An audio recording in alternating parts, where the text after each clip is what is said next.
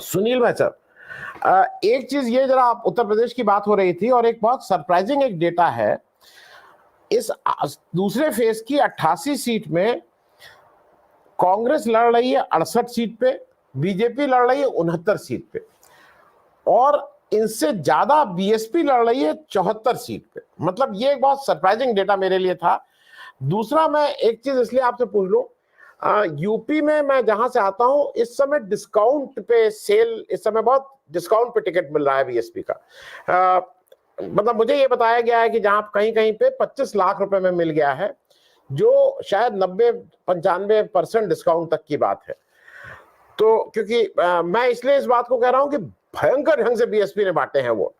हमारे साथ हरशंकर जोशी जी थे, हालांकि उनका कहना था कि कुछ जगह बीएसपी के उम्मीदवार से ज्यादा नुकसान बीजेपी का हो रहा है बनस्पत इंडिया अलायंस के।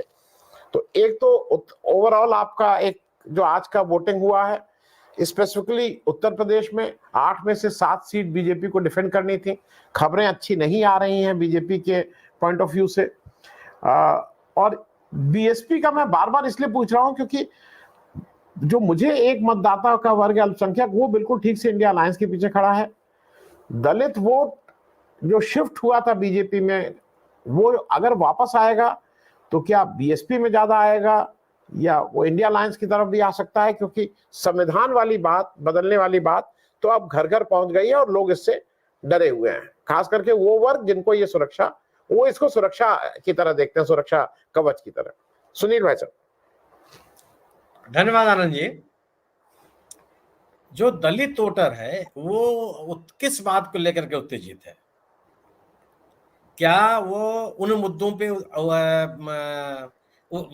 आंदोलित है जो जिन मुद्दों को बहुजन समाज पार्टी लेके आगे बढ़ती रही है, या लोकतंत्र खतरे में है, संविधान खतरे में है, आरक्षण खतरे में है? इस विषय को लेकर के पूरे देश में, देश के किसी कोने में अगर आप दलितों से बात करेंगे तो यह सवाल उनके यहाँ घर कर गया। दलित वोट पिछले बार 2019 में, 2014 में एक बड़ा वर्ग था जिसने बीजेपी को वोट दिया, और उसके वोट के कारण ही भारतीय जनता पार्टी की इस कदर सफलता मिली। लेकिन हाल के दिनों में अगर आप ध्यान दीजिए तो उत्तर प्रदेश से ही अब 2022 का जो विधानसभा का चुनाव हुआ, उसमें से भारतीय जनता पार्टी के समर्थन, दलितों में समर्थन में गिरावट शुरू हुई।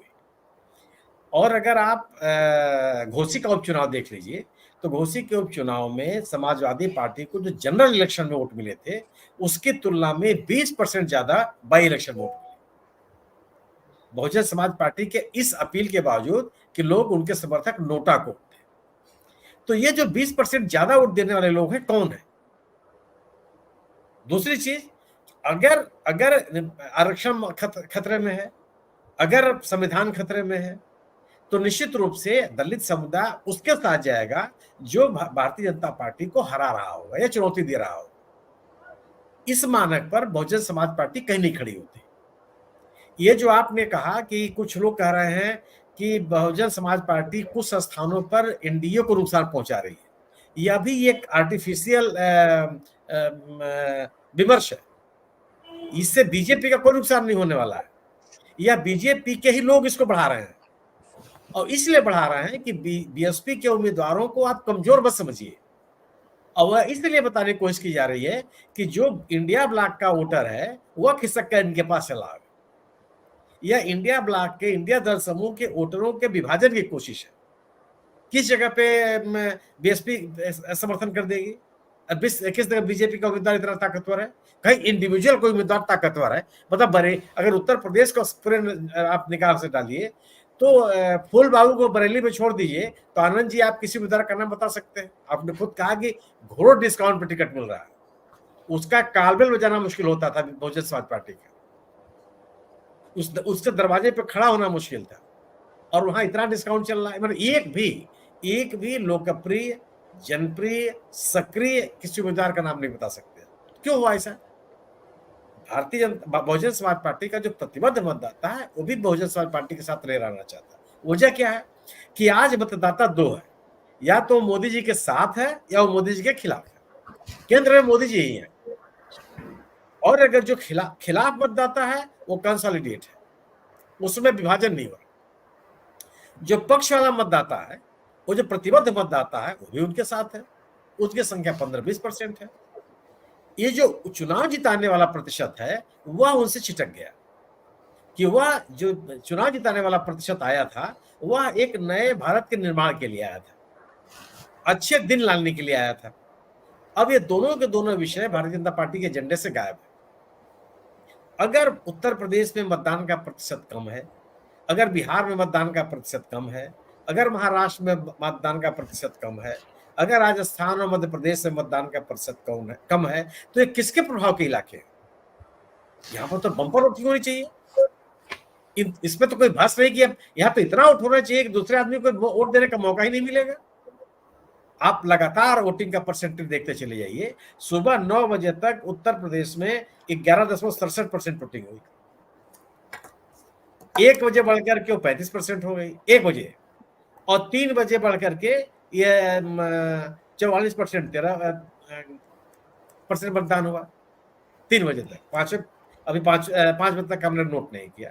तो क्या 3 बजे के जो 44 मान लीजिए 45% मान लीजिएगा, तो क्या हो जाएगा? ये कितना बढ़ जाएगा? सवाल है कि अगर भारतीय जनता पार्टी के प्रति वही प्रतिबद्धता होती, वही लगाव होता, सत्ता में लाने के प्रति लोगों के मन में वही ललक होती, तो 2019 दोहराते आप। और आप याद कीजिए कि इस इलाके में, इस जो सेकंड चरण है, इस चरण में 2014 की जो सफलता थी वह 2019 में नहीं रह पाई। 68 सीटें जीता था 2014 में बीजेपी ने, वो घट के 15 हो गई, 55 हो गई 2019 में। और 2019 का चुनाव सामान्य चुनाव नहीं था, वह बालाकोट पुलवामा की पृष्ठभूमि में हो रहा था। एक अलग तरह का नैरेटिव बना हुआ था पूरे देश में, और बीजेपी विकल्पहीन है। कौन मोदी जी के सामने, ये बात होती थी। और कोई भी व्यक्ति 2019 और 2014 के चुनाव के दौरान मोदी जी की खिलाफत करने की स्थिति में नहीं था। और मोदी जी या बीजेपी अपना पक्ष रखती थी कि हम ये करने वाले हैं, हमें ये करेंगे, आप उससे सहमत हो या न सहमत।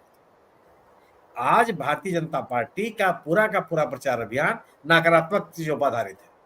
वह कांग्रेस की आलोचना कर रही है, वह इंडिया दल समूह को इंडी दल समूह कर रही है, वह कांग्रेस के राज की आलोचना कर रही है, 2006 में मनमोहन सिंह के द्वारा दिए गए भाषण का गलत व्याख्या कर रही है, वह कांग्रेस के मैनिफेस्टो की तथ्यहीन आधारों पर आलोचना कर रही है। क्या इस तरह के नैरेटिव्स, इस तरह का प्रचार, इस तरह के इलेक्शन कैंपेनिंग लोगों पर असर डाल सकती है? संभव है ये? और जिन इलाकों में संघर्ष है, चाहे पश्चिम बंगाल हो, चाहे मणिपुर हो, चाहे केरल हो, चाहे कर्नाटक हो, इन हिंदी भाषित क्षेत्रों की तुलना में मतदान बढ़ा हुआ है। बहुत मान सकता हूं कि बहुत उत्साहजनक नहीं है, लेकिन कम से कम जो हिंदी बेल्ट का मतदान प्रतिशत है उनकी तुलना में बेहतर है। या जहां पे बीजेपी को अपने परफॉर्मेंस को दोहराने की चुनौती है, उनकी तुलना में बेहतर है। क्यों ऐसा हो रहा है? अगर आप पश्चिम बंगाल में दार्जिलिंग का उदाहरण ले लीजिए।